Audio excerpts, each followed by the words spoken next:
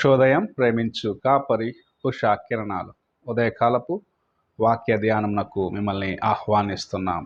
ప్రార్థన చేసుకుందాం. మహోన్నతుడు అయిన గొప్ప దేవ యేసయ్య, ఈ ఉదయకాల సమయానికి వందనములు.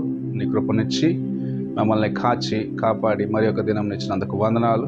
ఈ ఉదయకాల సమయంలో మాతో మాట్లాడము. నీ వాక్యము చేత బలపరచుమని యేసు పరిశుద్ధ నామమున అడిగి వేడుకుంటున్నాను పరమ తండ్రి, ఆమేన్.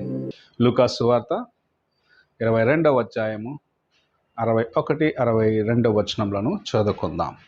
అందుకు పేతురు, ఓయి, నీవు చెప్పినది నాకు తెలియదనెను. అతడింకను మాట్లాడుచుండగా వెంటనే కోడి కూసెను.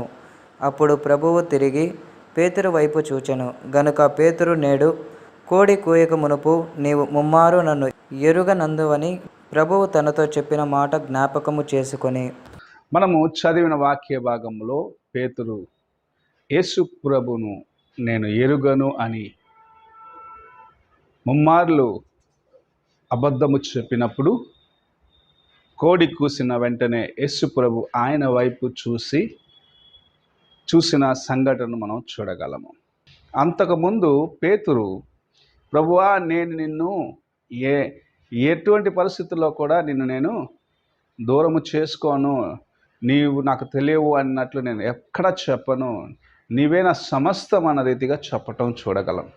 అయితే తన యొక్క పరిస్థితి మనము చూసినట్లయితే తాను ఉన్న స్థలములో యేసు ప్రభువు యొక్క పరిస్థితిని చూసేదానికి, లేకపోతే యేసు ప్రభువుని చూసేదానికి ఆయనను వెంబడిస్తూ ఆ రాత్రి అక్కడ ఉన్నాడు. కానీ ఆయన చుట్టూ ఉన్న వారిని చూసి ఆయన కలవరపడిన కార్యంని మనము ఇక్కడ చూడగలుగుతూ ఉన్నాం.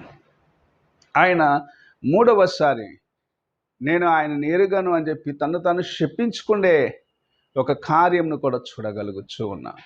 ఈ దినములలో క్రైస్తవులు దేవుని గురించి, దేవుని కార్యములను గురించి, వారు దేవునికి ఎంత సన్నిహితంగా ఉన్నారు అన్న కార్యములను ధైర్యముగా బయటికి చెప్పుకోకుండా ఉండే ఒక స్థితిని చూపిస్తున్నది ఈ కార్యం.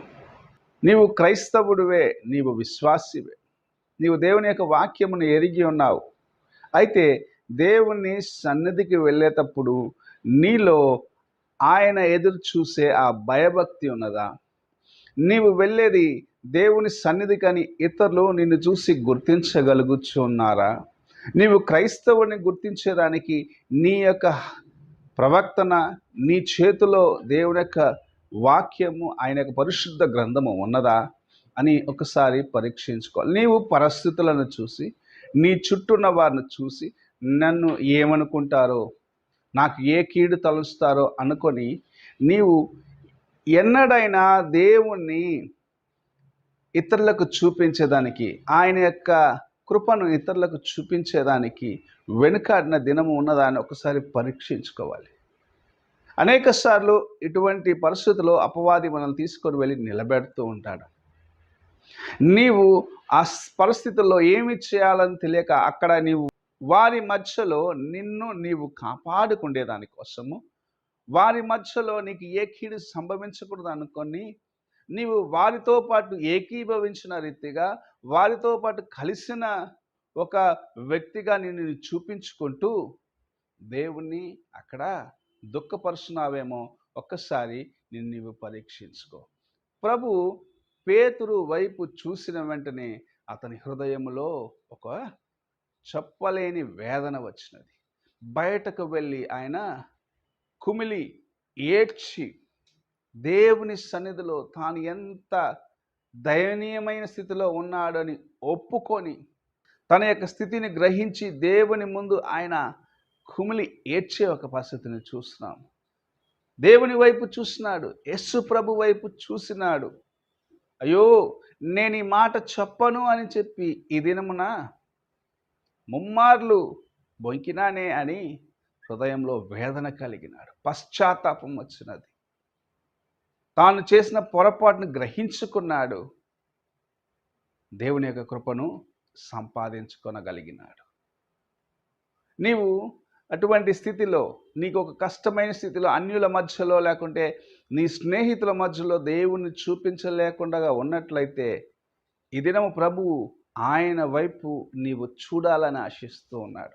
నీవు ఆయనను చూసిన ఎడల నీ హృదయంలో ఉన్న కలవరమును తీసివేసి ఆయన తన కృప చేత, తన బలము చేత, తన యొక్క శక్తి చేత నిన్ను నింపి నిన్ను ఆశీర్వదించి నిన్ను వారి మధ్యలో సాక్షిగా చేయగలరని దేవుని యొక్క వాక్యం సెలవిస్తుంది. పేతురు యేసు ప్రభును నేను ఎరుగను అని ముమ్మార్లు బొంకినాడు, కానీ ఆయన కొరకు తన ప్రాణమును ఇచ్చేదానికి కూడా వెనుకాడని ఒక శిష్యుడిగా ఆ తర్వాత ఆయన జీవించినాడని మనము పరిశుద్ధ గ్రంథంలో చూస్తూ ఉన్నాం.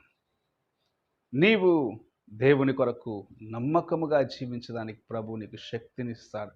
నీ పరిస్థితులను చూడవద్దు, నీ చుట్టూ ఉన్న వారిని చూడవద్దు, దేవుని వైపు చూడు. నీ హృదయంలో ఉన్న కలవరములను తీసి నీకు బలంనిచ్చేవాడిగా ఆయన ఉన్నాడు. ప్రార్థన చేసుకుందాం. పరిశుద్ధుడైన యేసయ్య, ఉదయకాల సమయానికై వందనములు. నీవిచ్చిన నీ కృప కొరకు వందనాలు చెల్లించుకుంటున్నాం. ఉదయ కాలమున మేము మా నిజ స్థితిని గ్రహించుకొని నీ వైపు చూసి నీ కృపను సంపాదించుకునే దానికి సహాయము చేయండి.